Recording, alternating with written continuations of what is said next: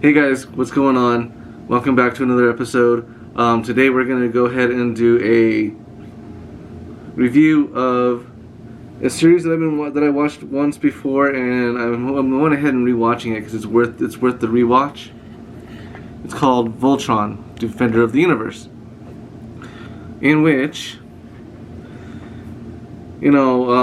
first contact basically is made. So, without further ado, we're going to go ahead and get into this.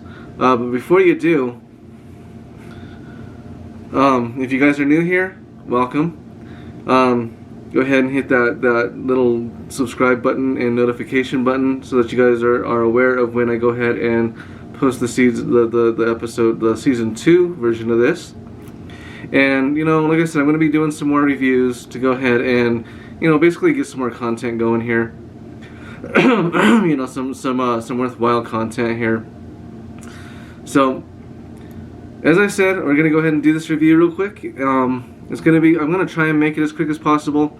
I tried recording this before, and it turned into like a 40-minute video. I'm not trying to make you guys sit through something like that, so we're gonna go ahead and kind of speed it along.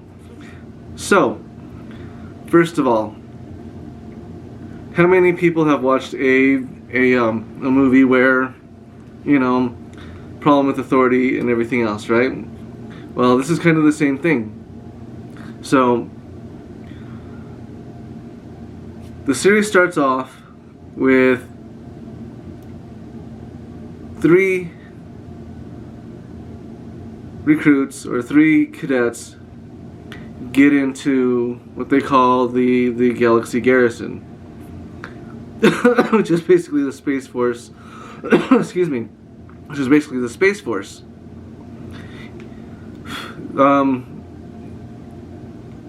They show these kids going ahead, and they're in a flight simulator, and the three names are Lance, Hunk or Hank, and Pidge. So they show them in the simulator, arguing, Lance going, "I'm the best freaking pilot ever," and making Hunk puke because of the motion sickness, because he's really motion sick, and Pidge being the navigator, I guess, or co-pilot. So they're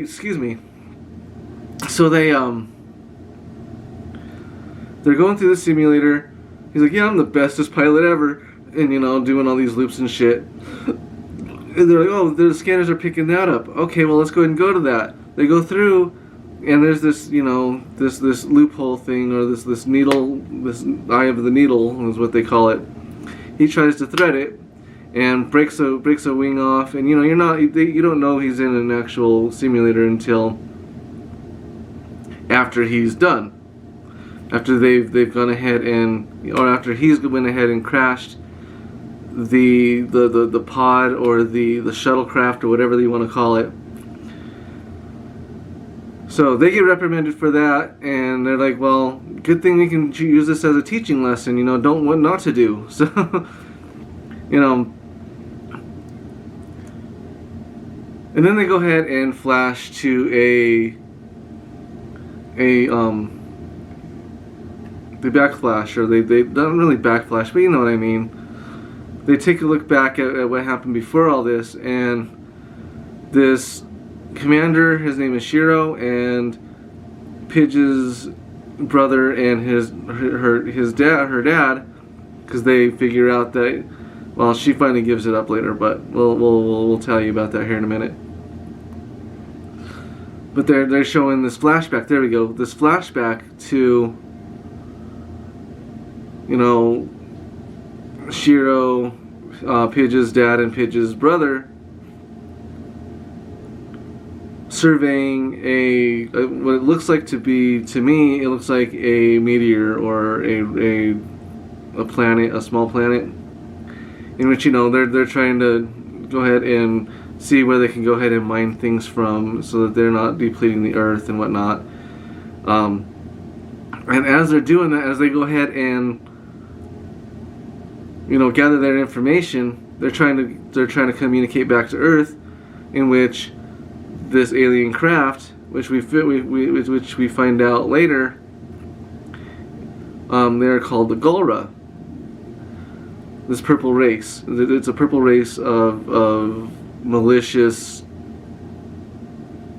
aliens to us, aliens. So they get captured, and then they flash back forward to Lance and Hunk sneaking out of the barracks. Because they're like, the whole argument is, they want them to go ahead and become a team, do team building things, like go out on the town and get to know each other and, become friends and, more than just teammates. Well, as they're sneaking out, they see Pidge start to sneak out. A little suspicious of what Pidge is doing.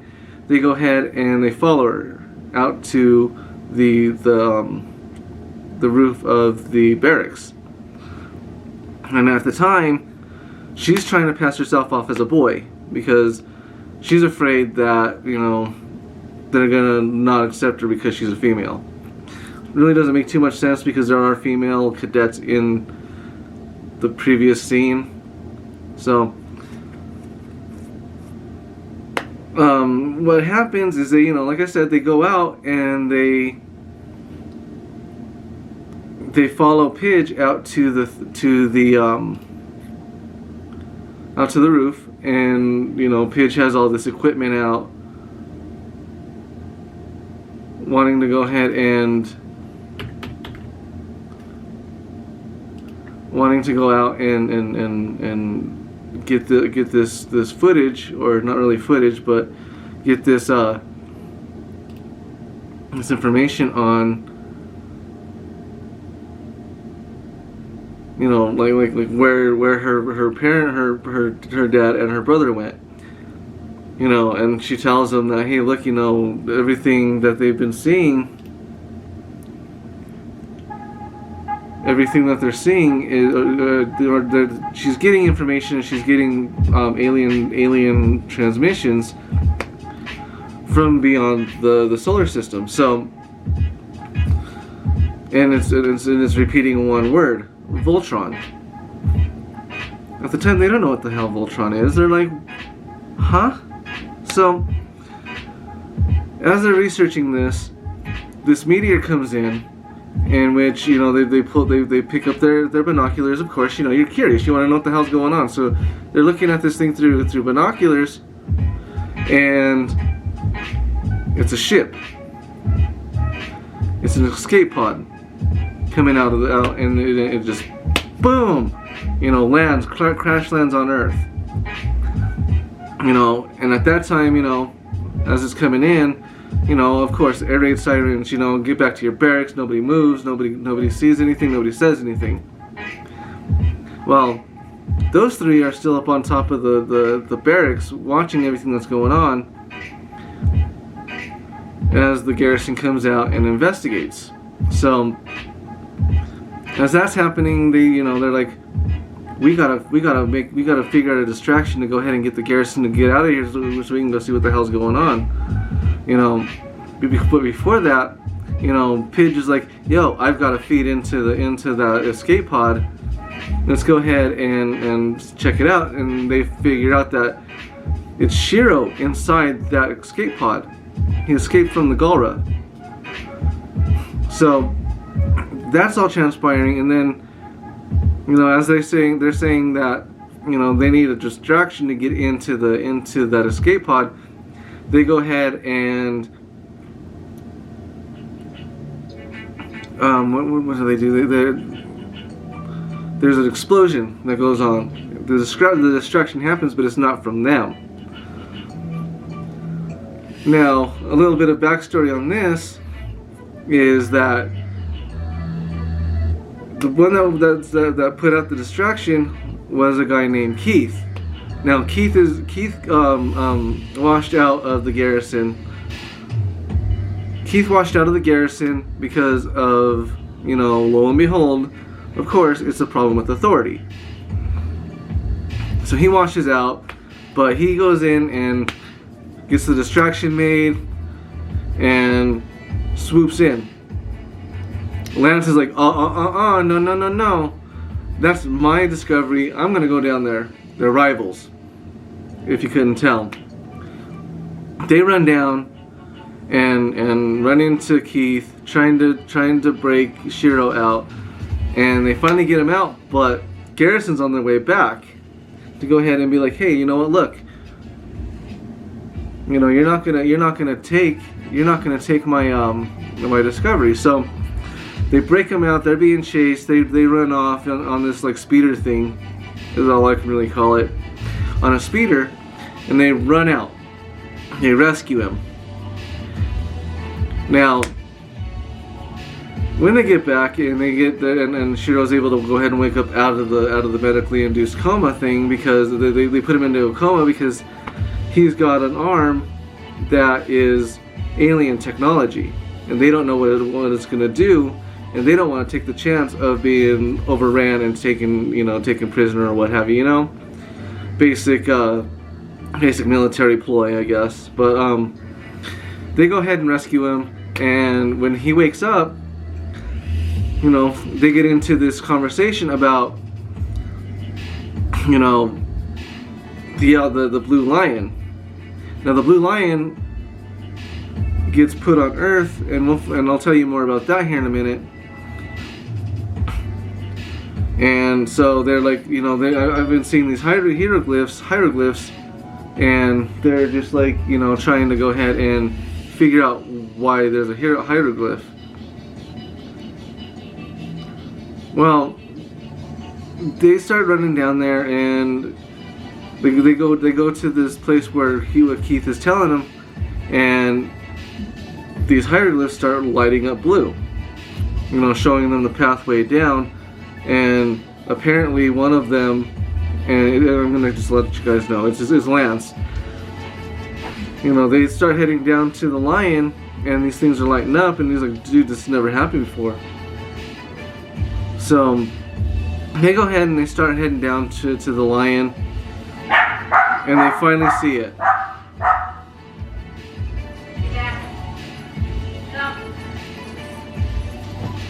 So as they finally see it, he knocks on the thing like, hey, hi. the force field is covered by a force field. It opens up. So sorry guys, give me a second. Okay.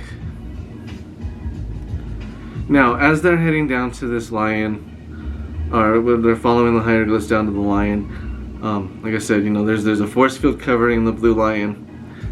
You know, just for his protection, because they don't know if the Galra is going to go in and invade and take over and get this weapon. But they go ahead and they get down there. You know, Lance touches the force field, and it opens up because he is the chosen one to go ahead and pilot this thing. Now these things on these lions only respawn to the specific pilot. So they go down there and they go ahead and they get the lion to go, and you know, Lance is like, yo, this thing is talking to me. This thing is talking to me. What the heck is going on? So he does what the lion says. He just fires it up, blows up out of there, and you know, starts flying and does all these stupid freaking tricks because, you know, he's a hot shot. And you know, the garrison's like, what is that? You know, they've never seen that. They didn't even know about that. You know, so they're like, what is that? So they take off out of the atmosphere, and this wormhole thing opens up, and they have to make a choice, and they choose to go ahead and go through the wormhole. Now this wormhole takes them to this planet called Eris. It's called Eris, and takes him to this castle, which is really a ship. Pretty cool ship too. We'll get into that here in a minute because that's all in season 1. But they go ahead and they hop a ride on it. They hop a ride to this planet and get landed. You know, told go ahead and disembark off the lion. So they go ahead and they disembark, and then this lion rears up and roars. They're thinking, oh my God, this thing's gonna kill us now that we're on a different planet. Which isn't the case. It just roars and opens up the door, and they follow. They go into the castle, and the castle guides them where to go. Lights up, dunk dunk dunk dunk, and they follow, dunk dunk dunk dunk, follow. Basic premise. And they get taken to the control room where they find the control panel for a cryo sleep chamber, or these chambers that are for cryo sleep. Lance puts his hand on the one that pops up, and it opens up, and there's a princess in there, or this female, but she ends up being the princess of Eris, or of the castle of lions. She falls out, because of course she's awake, or she's asleep, and the last thing she was doing is reaching out for her father, and he was like, and Lance is like, hey, what's up? I'm Lance. They start talking a little bit like, how long has it been? Who are you? Blah blah blah blah blah blah blah blah blah. They're like, we don't know where the hell this is. We don't even know where we are. So maybe you can lend some information. They touch another one, and her butler or somebody, her caretaker pops out of it and is like, whoa, because how else are you gonna react to somebody coming up into your castle being like, yo, what's up? So that kind of concludes episode 1, because it was like an hour-long freaking episode. Then episode 2 comes in where this little being comes in and is like, hey, why is the goddess mad? The lion goddess. No, sorry. Let me backtrack. The princess gives them a mission to go and find the rest of the lions trapped on different planets. I think there's three other ones that are on different planets, and one of them that's on that planet. The red lion had already been kidnapped by the Galra, so they have to go and rescue the red lion, in which Keith has to go ahead and pilot that one. But the Galra already have it, so they go and they infiltrate, and they get him back, but not without a fight. Keith is on this Galra freighter or battleship, and he goes in and battles with the Galra, and these are all robots commanded by 1 or 2 people. So they go through and they rescue him, but the red lion is pretty stubborn. You have to prove to it that you are worthy, and he finally proves it to him after opening up the airlock and being sucked out, and the red lion comes in, swoops him up, gets him, and takes him back. Well,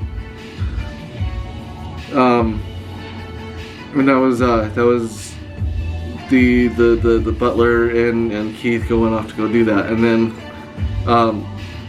Pidge and Shiro go to this nice little cushy planet where there's this big 20-foot, I don't even know if it's 20 foot, but it's this big sloth is standing guard over the green lion. So they're sitting there doing that, and Lance and Hank go to this other planet where it's supposed to be peaceful.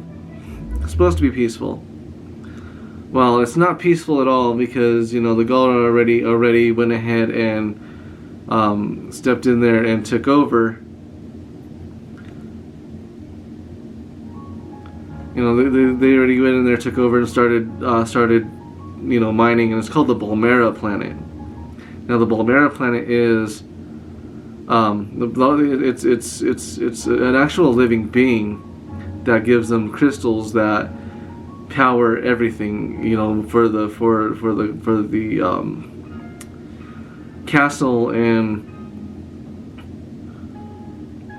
for the Alteans. This is what race they are. They're the Alteans. So they go in and they're getting blasted on, and Hunks is on edge. He knows he has to go and rescue this lion, and for each one there's hieroglyphs where they were left. And as the one that's supposed to be piloting it gets closer, they light up, shows them the pathway to it. And pretty epic, blasts out and blah blah, So Pidge comes down, swoops him up, and takes him back to the castle. Now, as I was saying, Lance and Hunk are on another planet rescuing this other one.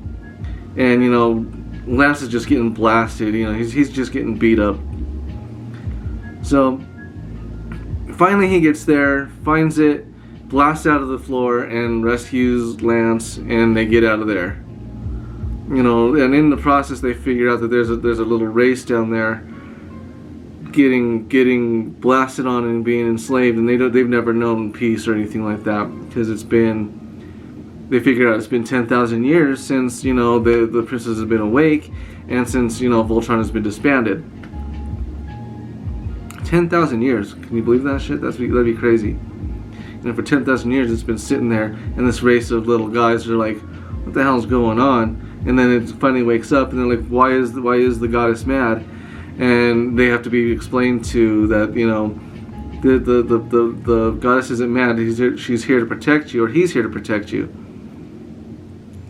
And so once the other two get back, everybody's like, no, oh my god, we finally got it. And then they're able to go ahead and open up the chamber for the white lion, or the head of the lion, the big lion, to be released. And finally the lions of Voltron are all back together.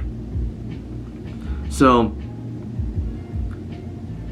as Keith was going ahead and saving the red lion, he blows up the ship in which their commander and their other commander, the Gulra commander, gets stranded on Altea, or on the planet that they're on. I don't remember what I said it was, but they get stranded there, and they're like, oh look, there's the Castle of Lions, we're gonna go ahead and infiltrate that. So at the end of that episode, they were like, okay, well, we want to go ahead and open up the let these little inhabitants see the inside of the castle that has been sitting on their planet for 10,000 years. Only fair, right?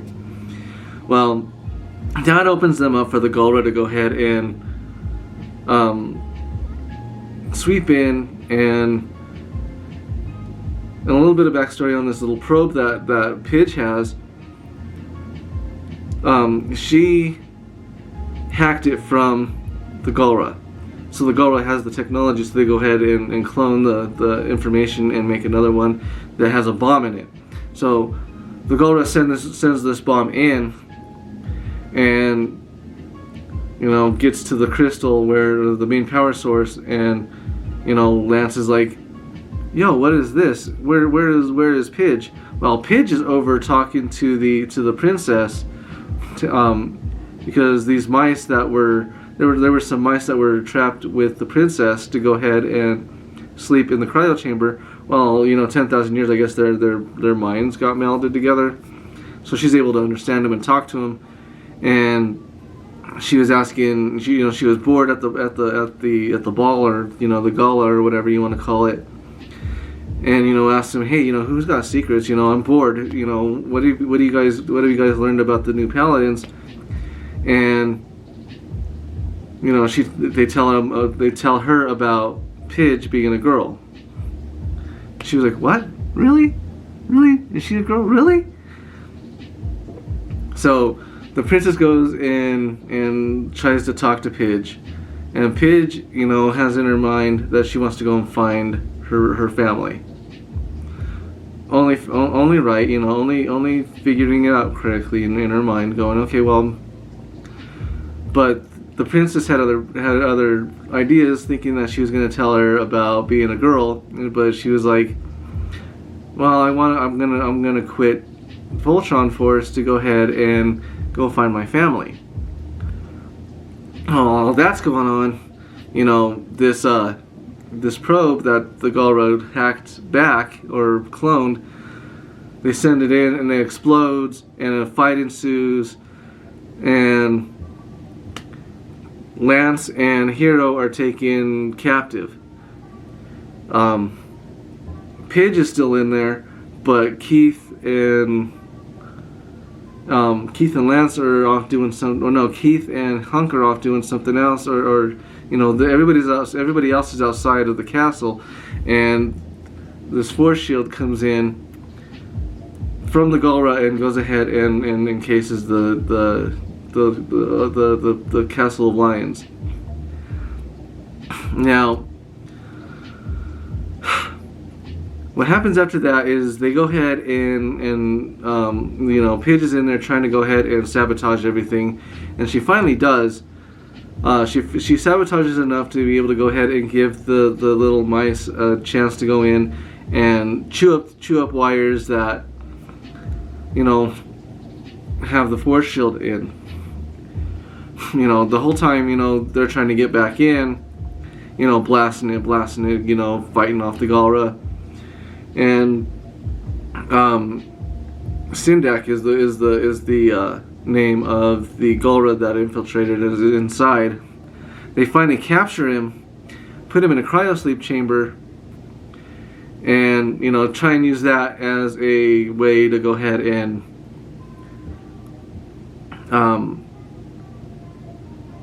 sabotage the Castle of Lions and try and infect everything. So it's basically like a computer virus that they put into their system, which kind of works because they start to go ahead and influence the princess, because she thinks that the hologram that her dad put in place to go ahead and be there for her is telling her the truth. So it puts her into a hypnotic state. They take off from the planet, and they take them to this hologram takes them to a star that's about to explode, go supernova.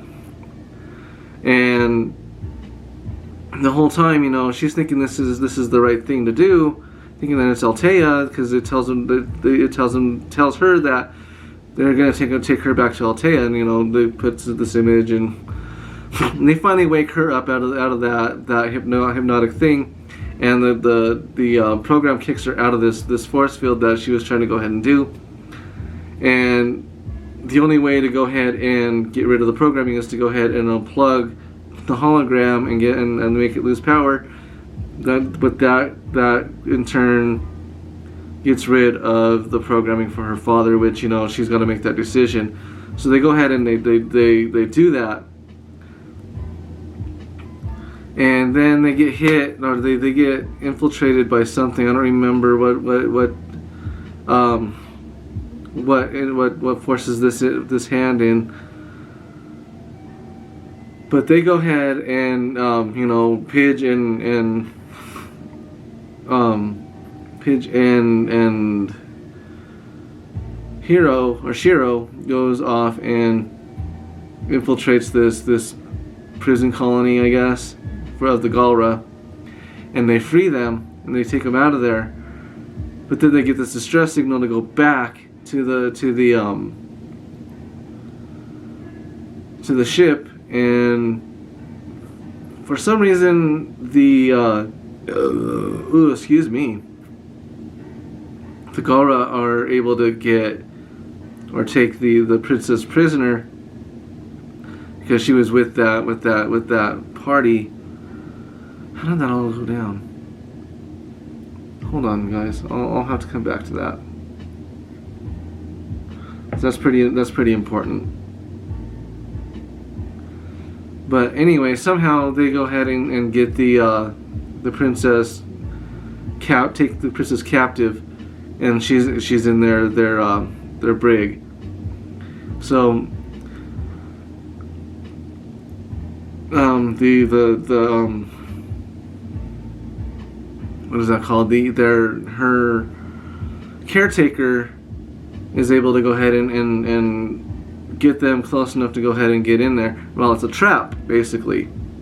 They go in with Voltron and they destroy everything. You know, they get the princess out, but in the process, the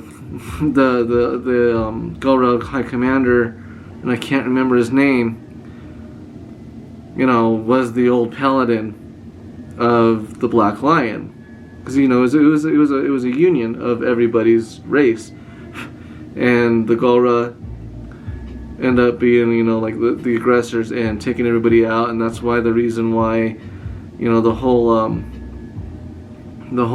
lion went and had to be disbanded because they didn't want anybody to have that full power.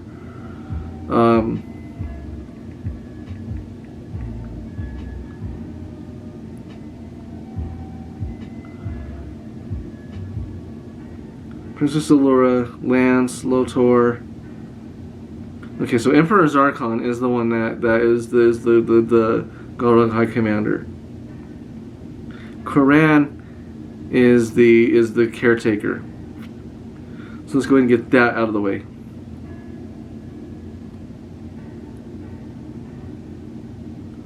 So there they get into the stronghold or the base of the Golra and free the princess. Now, as they're making their escape, Hagar, which is Zarkon's wife, casts a spell on it, or you know, sends out the dark energy to go ahead and turn it into a black hole, or kind of a black hole, where they're not able to figure out how to do it, you know, figure out how to where the wormhole's going to release them. But all the lions get sucked out, and that's where the season 1 ends. Now, I am missing a few key points in there where, you know, the lions are able to go ahead and form Voltron because they have to become one fighting force. You know, they have to become a team, and they go through all this training, and you know, they finally figure out that, you know, hey, we have to pull our heads out of our butts to go ahead and, you know, make Voltron. In which they finally figure it out, and they get these things called Bayards, which are, you know, special keys to go ahead and, you know, turn on, you know, the blazing sword and a cannon, and you know, just different things that they have. They have to fight these Robeasts, which, you know, if you've ever watched Voltron in your life, it's like Witch Hagar's most valued possession, biggest weapons out there, and she keeps failing. Now, anybody else that fails the Golra Empire is sentenced to death, but not this lady, because that's his wife. And they're called they're witches, you know. I guess it's like a coven or something. So that's my synopsis of season 1 of Voltron. Now, let me know what you guys think of that. I'm going to go ahead and watch season 2 and go ahead and give you another synopsis of that, because it gets better. There's 8 seasons. There's 8 seasons. No, there's 8 seasons. So I'll let you guys know. I'll put out another one here to go ahead and show you what season 2 is about, and really it's a pretty good show. Season 2 of Cobra Kai will be being reviewed here too, but I want to go ahead and do this one because this is the one I'm most passionate about. So, you know, guys, let me know what you think. I love you guys. I'll see you on the next one.